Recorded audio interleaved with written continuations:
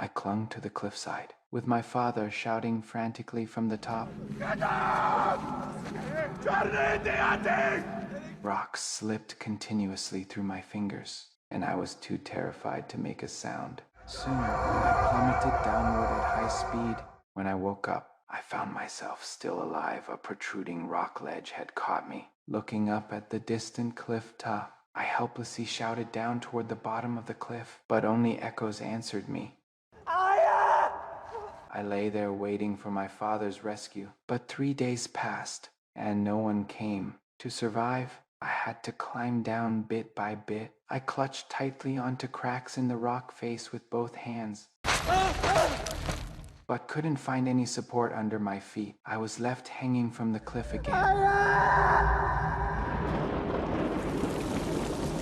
Worse still, it suddenly started raining. The rock face, soaked by rain, became extremely slippery. My strength was almost exhausted, and I couldn't hold on any longer. Watching the rapidly rising water currents below, I summoned up the courage to jump. The moment I leaped into the torrential flow, river water rushed into my lungs, and I lost consciousness instantly. I don't know how much time passed before I collapsed onto the riverbank, a sharp pain shooting from my right leg. Thank God, I was alive again. Overwhelming thirst made me lie flat on the ground and drink the dirty water directly. As my strength gradually returned, I roughly bandaged my injured leg and climbed back up to the cliff top, following my memory. However, when I saw the tombstone my father had erected for me,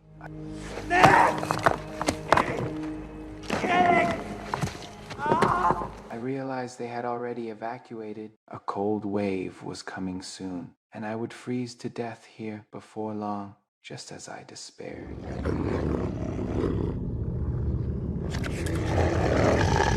I dragged my injured leg to climb up a dead tree. A wolf bit my leg, and I swung my weapon to knock it down. Staring at the ferocious wolf pack below the tree, I huddled in the tree, too scared to move an inch.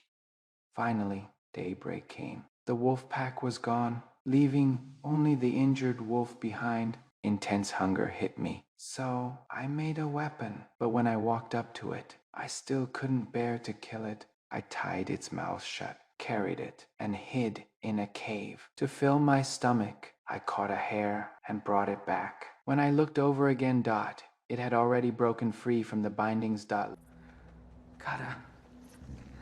Luckily, it didn't attack me, but just as I was busy starting a fire,